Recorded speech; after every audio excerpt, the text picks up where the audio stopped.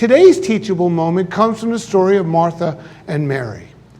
In Luke chapter 10, verse 38, it says this, and Jesus and his disciples continued on their way to Jerusalem. So they're continuing. They're sending out of the 12, the sending out of the 70. Jesus is teaching about the Good Samaritan in that moment, but they're continuing on their journey from village to village, town to town. The disciples continued on their way going up to Jerusalem, and they came to a certain village where a woman named Martha welcomed him into her home. Now, Martha, Mary, and Lazarus is significant to know that Martha's the older sister, and then there's Mary and there's Lazarus, who's probably the youngest of the siblings. And they had an intimate and loving relationship with Jesus. They were significant in many ways. If you think about it, they were kind of from the 12 out, part of that greater group of those who were disciples. So that means that most likely, I'm speculating here, but stay with me, most likely, Martha, Mary, and Lazarus would have been part of the sending out of the 70. They might have been part of that. Definitely, they would have been in the upper room at Pentecost with the 120. They were part of that group. And Jesus is on his way to Jerusalem, and he decides, hey, Martha only lives 2 miles away in Bethany. I know what we'll do. We'll stop by Martha's house. For Jesus and his disciples, it was a destination to now find rest, that they would get a time of refreshing, that they would catch a meal, because they weren't eating breakfast, lunch, and dinner. It was usually just like one meal a day that they would have. And so they head on their way, and they're going to stop by Martha's house. And I'm sure Martha was just thrilled that Jesus was showing up for a pop-in with plus 12. And if we look at verse 40, it says, but Martha was distracted with much serving.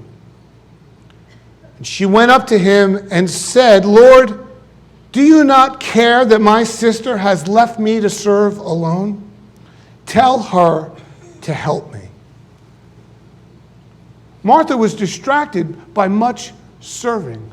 How often in our own lives, especially if I'm in the faith and I'm a Christian, how often do I busy myself and just remain distracted by things? That occurs.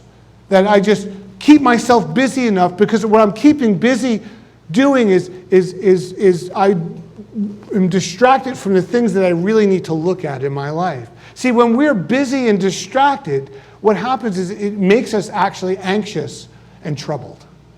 That busyness and that distractedness just makes us more anxious and more troubled. In this case, Martha's only reason for stopping was really to confront her sister by interrupting Jesus, by literally demanding him, you need to do something about her.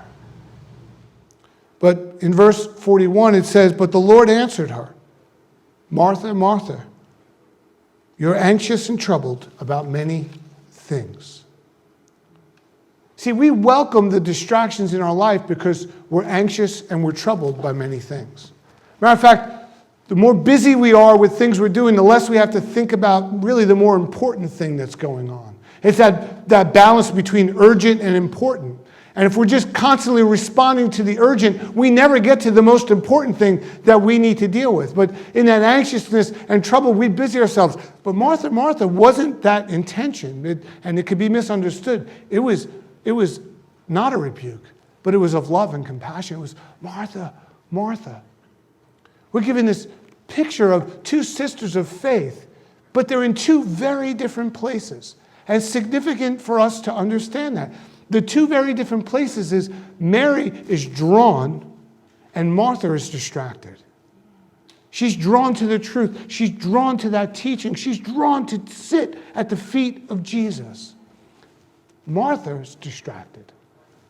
And this becomes that teachable moment for Martha. This is that moment for her, that we see what's taking place. And verse 42 says, but only one thing is necessary. This is what Jesus says to Martha in response. He says, but only one thing is necessary. Mary has chosen the good portion, which will not be taken away from her.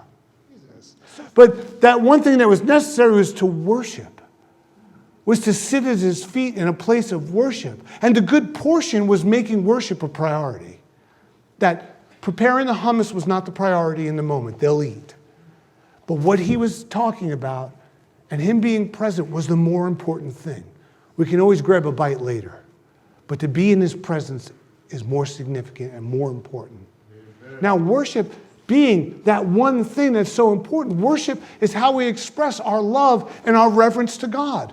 If I'm a Christian, I have to have a life that reflects who Christ is. I show that through worship. But we mistake in worship. We think, man, we sang a couple songs in church today and I worshiped. That's just a portion of what we do in worship. And it's awesome. And I have a worshiper's heart. And that's really awesome that we come together and we sing songs and we worship God in that way. But we worship him in so many other ways. We worship him in the reading of the word. We worship him in the preaching of the gospel. We worship him in our tithes and our offerings. We worship him in our fellowship, in our community. When we come together, we worship him when we come to the altar and celebrate the Eucharist. All those are parts of how we worship Jesus. And that we have to have that in our lives. And when we set spiritual priorities, it teaches us how to focus first on the one thing that's most important. We set all other plans in our life and we leave out a spiritual one. Which the most important plan you can have for your life is my spiritual plan. What am I doing? What am I walking out? What is significant in my walk? And if we know that Jesus came to seek and save that which was lost and to bring us out of darkness into his most wonderful light, then we coming to this knowledge of who Jesus is in our life. It's not just to save us from sins. It's far more than that. But it's to invite us into a relationship with a living God. If we don't have a life of worship, we most likely don't have a relationship with the Lord. It's just the truth. Jesus can't be your acquaintance. He can't be just some dude you check in with once in a while. We miss it. It's far greater than that. It's so much more significant that we have to lay hold of. So we have to understand that when we come to that knowledge of who he is, that living relationship, that we're changed. That he calls us to this place of worship. Worship in a God who's living, not dead. And I'm afraid that there are many who make Jesus an acquaintance and they're starving spiritually. I know about this guy, but they're dying of thirst. That there's a hunger and thirst that they need in their life, and they're only going to discover that. They're only going to find that if they begin to feed their souls. See, it's our nourishing of our soul that gives us the desire to want to serve. Martha was wallowing in her worry, and Mary was worshiping in her wonder. Martha's teachable moment is that worship is always the first priority. In other words, the relationship, the sitting at Jesus' feet is always the first priority. And what Martha did was good, but what Mary was showing was great. It was great worship. And if we allow ourselves to continue to be distracted by things around us, we'll miss the opportunity to grow in that worship. And the more we grow in worship, the less we'll be distracted and anxious about the things that are around us.